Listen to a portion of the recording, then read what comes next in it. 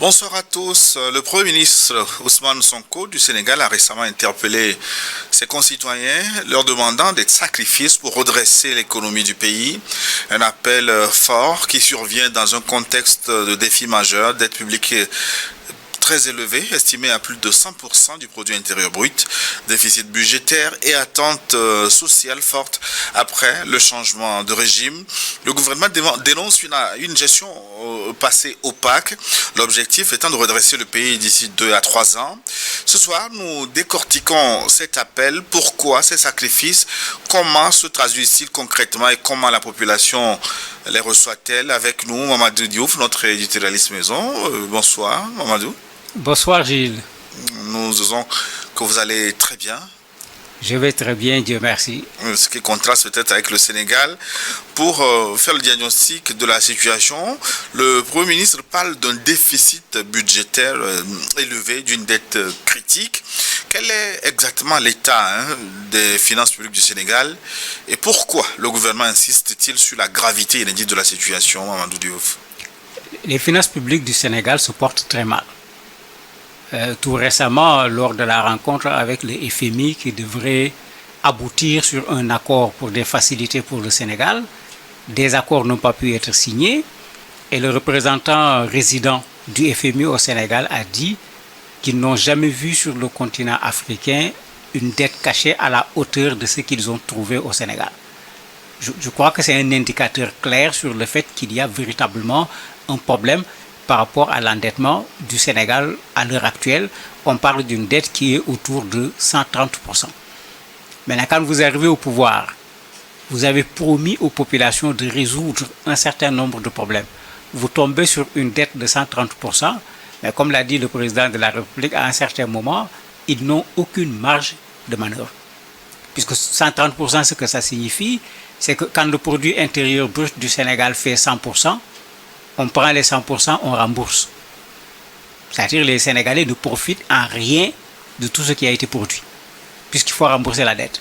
Pire encore, après avoir utilisé les 100% pour payer la dette, il y a 30 autres pourcents qu'il faut payer.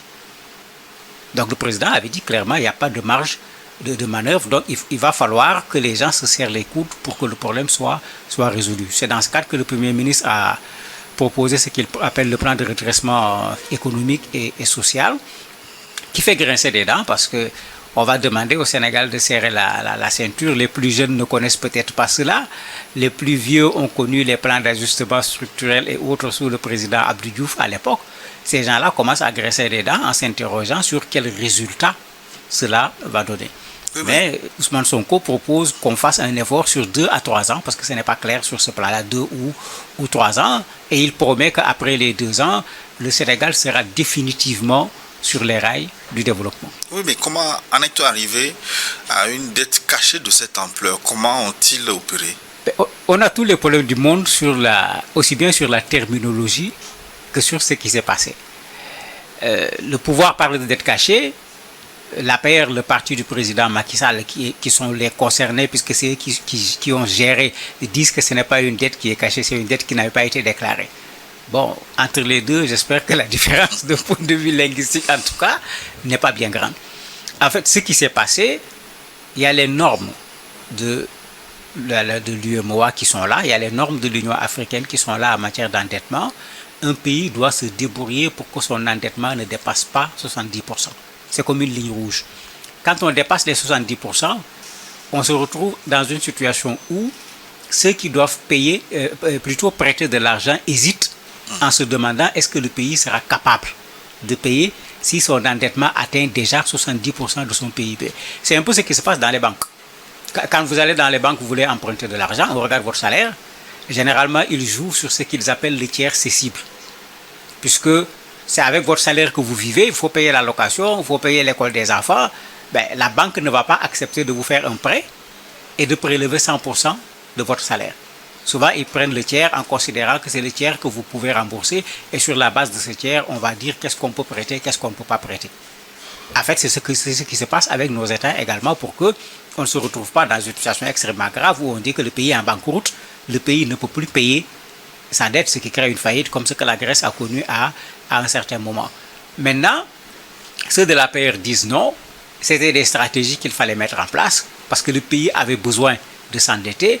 Et si on avait présenté tous ces éléments, le Sénégal va perdre son nom, sa signature à l'échelle internationale, ce qui est le cas actuellement. On a été dégringolé par un certain nombre d'organismes de notation. On est là, on a du mal à avoir un accord avec le FMI parce que comme d'habitude, le FMI vient avec ces conditions qui sont drastiques que tout le monde connaît. C'est à cause de cette situation au niveau de l'endettement en particulier.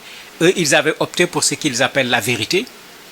On a vu une chose, on pouvait cacher, continuer avec le même système, mais ils disent qu'ils préfèrent dire la vérité, qu'on arrête une bonne fois pour toutes et qu'on relance le pays. Mais il faut dire qu'à l'heure actuelle, ce qu'ils ont fini par découvrir dépasse ce qu'ils avaient pensé, ce qui leur revient maintenant en quelque sorte sur la tête comme un retour de bâton avec des difficultés par rapport au marché international, pas celui de l'UEMOA quand même, mais sur le marché mondial, il y a de l'hésitation parce qu'à 130%, on se pose des questions, est-ce que la dette est soutenable ou pas? Oui, c'est ce qui arrive souvent quand on veut crever l'abcès coûte que coûte. À un moment, dites-vous, quelles sont les conséquences directes de ce niveau de dette sur le quotidien des Sénégalais en termes de taux d'intérêt sur les services publics, par exemple? Connu récemment un mouvement d'humeur lancé par le parti Macky Sall où des opposants sont descendus dans les rues. Oui, ils avaient promis, en fait, parmi les engagements, parce qu'ils parlaient plus d'engagements que de promesses, qu'ils allaient travailler à ce qu'on aille dans le sens de la réduction du train de vie de l'État.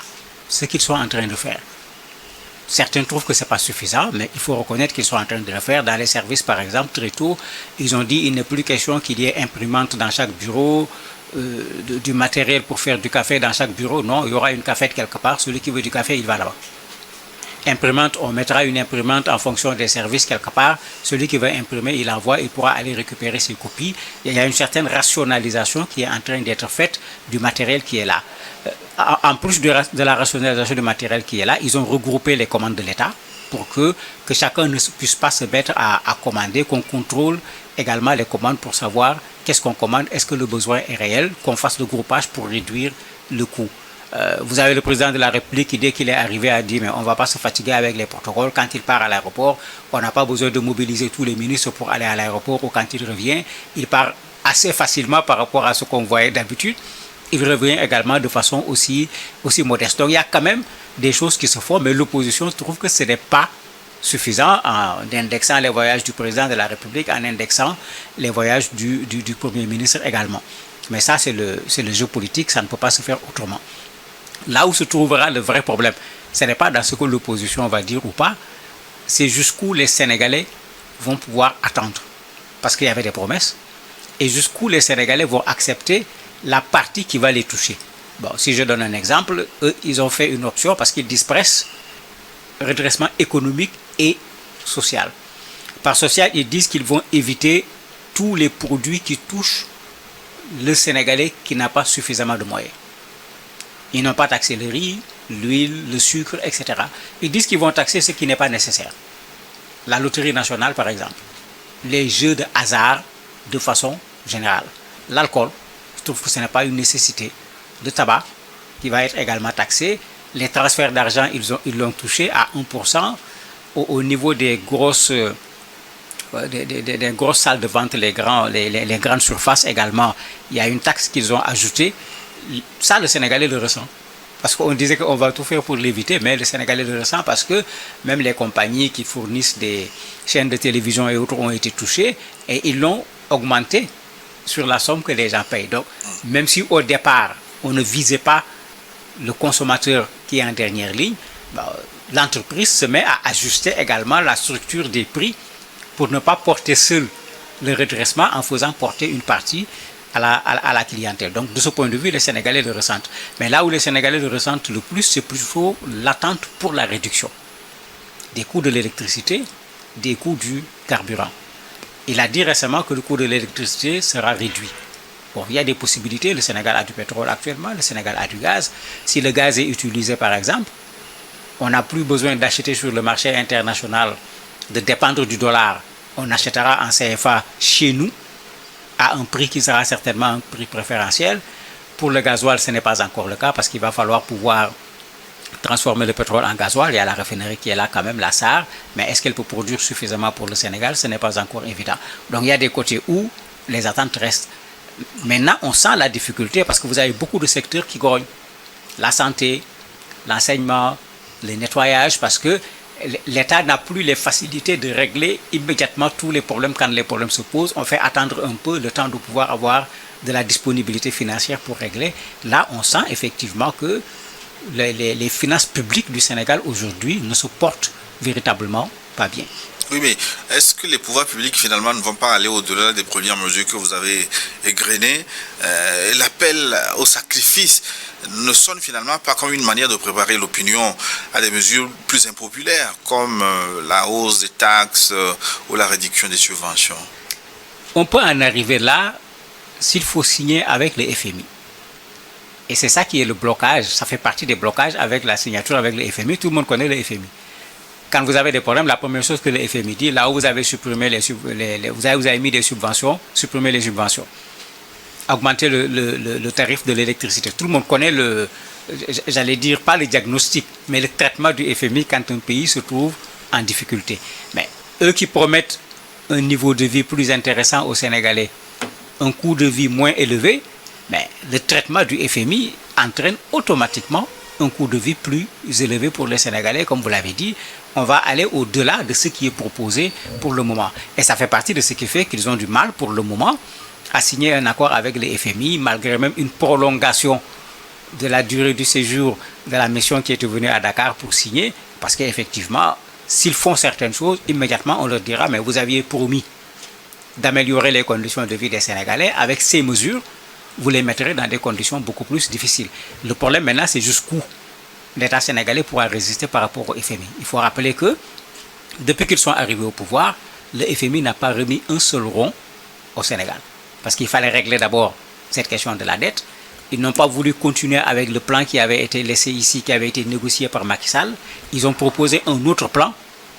Donc ils sont toujours dans la discussion avec le FMI. Bon, par moment, ils nous disent, mais on est là, le FMI n'a pas injecté de l'argent dans le pays, on paye les salaires, nous ne sommes pas morts, ça veut dire qu'on peut continuer sans le FMI, mais les économistes disent, attention, quand le FMI ne met pas sa signature, ne donne pas son cutus sur le marché international, vous rencontrez des difficultés puisque les gens ne vont pas faire confiance quand le FMI n'a pas mis son OK. Et je crois qu'on est en train de traverser aujourd'hui cette période-là. Et le gouvernement, finalement, est-ce qu'il ne se retrouve pas devant la quadrature du cercle, un dilemme cornélien? Comment concilier la promesse d'une rupture et la justice sociale avec l'exigence des sacrifices demandés aux populations, notamment les plus modestes? Mais ça va être difficile parce qu'ils cherchent quand même 6 000 milliards pour sortir de cet étau. Bon, dans le plan de redressement, ils veulent tout faire pour que les 6 000 milliards viennent en grande partie de ce qu'ils appellent des ressources nationales. Quand je dis nationales, y compris les Sénégalais qui sont à l'extérieur avec ce qu'ils appellent des eurobonds. On voit que pour le moment, au niveau de la sous-région, ça marche. À chaque fois que le Sénégal lance un appel au niveau de l'UEMOA, en particulier avec la BRVM au niveau d'Abidjan, ils ont plus que ce qu'ils demandent. Mais c'est un autre endettement qu'il va falloir également rembourser. Ça permet de façon temporaire de régler un certain nombre de problèmes, mais on règle des problèmes par un endettement, puisque c'est comme si on prend une dette, on rembourse une dette. C'est vrai qu'une dette a été remboursée, mais le principe de la dette reste, même si ici, la dette étant en CFA, elle est encore plus supportable que si c'était une dette que l'on prend dans une devise qui n'est pas la nôtre, avec tout ce problème qu'il y a dans le change, et même quand la devise elle-même bouge en montant en particulier. Ça, c'est une réalité. Mais 6 000 milliards, mais ça fait 3 fois le budget de certains pays. Donc ce n'est pas une mince affaire. Et c'est là où on s'interroge, est-ce qu'ils vont pouvoir avoir ces 6 milliards et surtout les 90% à partir des ressources nationales. S'ils l'ont à partir des ressources nationales, ils pourront résister par rapport au FMI. Parce que pour 10%, ils pourront résister. Mais s'ils ne parviennent pas à l'avoir avec les ressources nationales, ils seront obligés d'aller sur le marché international. Et le marché international, obligatoirement, il faudra le quitus du FMI. Sinon, certains n'auront pas confiance. D'autres accepteront de prêter, mais à des taux qui seront extrêmement élevés, ce qui n'est pas une solution dans ce genre de situation. Face à la corruption et au manque de transparence dénoncé dans le passé, comment l'exécutif peut-il garantir aux citoyens sénégalais aujourd'hui que les sacrifices demandés ne seront pas gaspillés par une mauvaise gouvernance ou des détournements, comme d'habitude? Dans son dernier Terra Meeting, comme il l'appelle, où ils ont fait une mobilisation politique extraordinaire, il s'est adressé à ses propres partisans en disant que si quelqu'un du PASTEF détourne de l'argent, il ira en prison. La déclaration a été sans ambages, sans diplomatie, c'était extrêmement clair. Si l'on en croit à ce qu'il a dit, ils vont devoir gérer de façon judicieuse les ressources du pays. Et surtout dans cette situation de difficulté, si un jour un scandale sortait montrant qu'un responsable du PASTEF qu'on a mis à un poste de gouvernance ou à un poste important d'un point de vue administratif ou financier à détourner de l'argent, les Sénégalais ne l'accepteront pas parce que ça sera tout le contraire du projet qui a été vendu. Sonko a été vendu comme une main propre, Diomaye a été vendu comme une main propre. Jusqu'à aujourd'hui, personne n'a pu démentir que ce sont des mains propres. En prenant les gens dans le gouvernement, ça faisait partie des principes. Personne ne va rentrer dans le gouvernement s'il ne montre pas patte blanche. S'il reste dans cela, les Sénégalais n'auront pas à s'inquiéter de ce point de vue-là. Surtout que dans ce même discours, tout comme dans les autres discours, il ne cesse de s'attaquer au régime précédent en disant qu'on a des problèmes parce qu'une bonne partie de l'argent qui devait être utilisé pour les citoyens sénégalais a été dilapidé, ce qui nous a mis dans la situation dans laquelle on se retrouve. Et ce message a été très bien compris par les Sénégalais. Ils ne vont pas accepter que d'autres viennent faire la même chose parce qu'on se retrouvera dans la même situation. Dites-vous plus rapidement, est-ce que nous allons clôturer si les sacrifices demandés ne portent pas leurs fruits d'ici les 2 à 3 ans annoncés? Quel risque cela représente pour la stabilité politique et la crédibilité de la vision Sénégal 2050 en 30 secondes? Cela va donner des poids supplémentaires à une opposition qui rencontre des difficultés aujourd'hui à s'exprimer réellement au niveau du Sénégal. Il n'y a pas encore l'opposition sénégalaise comme on a l'habitude de le voir. Mais ça va leur donner maintenant, à la limite du grain à moudre, on leur donne l'occasion de pouvoir s'en prendre au pouvoir en place, ce qu'ils ont du mal à faire pour le moment parce que jusqu'à présent, il faut le dire clairement, on ne voit pas encore une alternative. L'autre risque maintenant, c'est que ces populations qui ne sont pas membres de PASTEF, parce qu'il faut faire la part des choses, il y a les membres du parti, il y a des citoyens sénégalais qui ne sont pas membres du parti et qui sont pour le PASTEF. Ceux qui ne sont pas membres du parti, ils risquent de commencer au moins à s'interroger, voire même à se désolidariser en considérant que les promesses n'ont pas été tenues. Merci Mamadou Diouf. Et nous retiens donc l'appel au sacrifice enraciné dans une situation économique jugée critique, dettes, déficit budgétaire élevé et qu'il est présenté comme une nécessité donc pour restaurer la souveraineté économique et sociale. La balle est désormais dans le camp du gouvernement pour garantir la transparence des dépenses et assurer l'équité de ces sacrifices. C'est la fin de notre décryptage du jour. Dans un instant, l'invité de l'actualité.